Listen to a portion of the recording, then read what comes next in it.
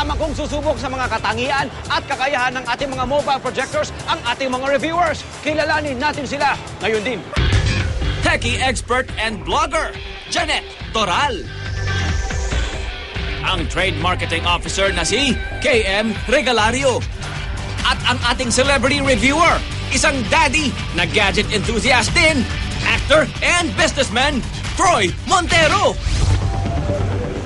Reviewers, I'd like you to judge our gadgets base sa tatlong criteria: design and features, projector performance, and price. Troy, expectations mo? Will it be more of a cell phone or kunwari more of a parang trend na gadget like the projector? Portable tsaka easy to use. Sa akin, siguro pinaka-importante yung pwede siyang gamitin for vlogging at saka pwede siyang gamitin for presentation. Alright guys, ito ang inyong gadget. Look at that. Nandito tayo ngayon sa Excite Festival Mall. Ino-document yan gamit ang ating gadget up for review at susubukan natin kung talagang pop o flop yan mamaya. Samsung Galaxy Beam. Isa itong smartphone na bukod sa pagiging cellphone, internet browser, camera, video player, kaya rin itong i-project ang lahat na yan na kayang umabot sa laking 50 inches. Anytime, anywhere, pwede kang mag-project. Ang Samsung Galaxy Beam ay 21,990 peso price. May extra battery pang kasama ang Galaxy Beam para iwas bitin. I'm excited.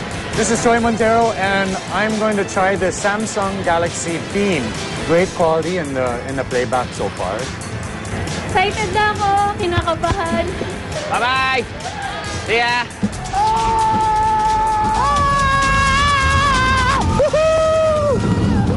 It's a lot faster than I thought.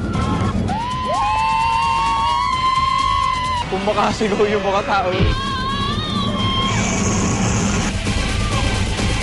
Grabe, nakakatakot. Sigaw ako ng sigaw. Pero ang galing, no? At least yung kuha niya yung resolution, hindi siya nakipixelize, hindi siya nakishake. Subukan natin, tirahin natin. Baka tirahin ng iba. Ayun! Ganda. Ano masasabi niyo, my friends? Maganda siya, at least nakikita ka agad na view ng mga friends. Oh, so far so good. It's very nice. First time ko naka-encounter ng ganito. How's that? Samsung Galaxy Beam. I'm in love. Pop na pop. Isa pang round sa amusement park.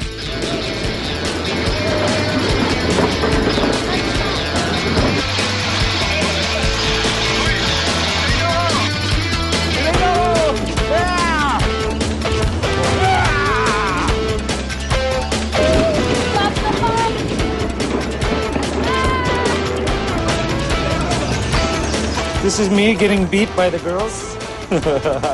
Ganda, ang saya! Ayun, Ang no? saya! Actually, ang saya kasi nakikita ko sarili ko eh. No. Nasa shirt? Si Troy, biniview niya yung footage niya sa shirt. Even yung video doon sa cellphone mismo, malinaw naman. Ayun na, nag-project na siya. Bili mo si Aubrey nito, Troy!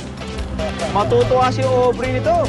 Minsan gusto mo manood ng movies, ilalagay mo pa siya sa computer mo bago mo mapanood. At least yan, kahit nasa phone mo pa lang, pwede mo na i-share sa friends. Magkano to? Akin na lang po.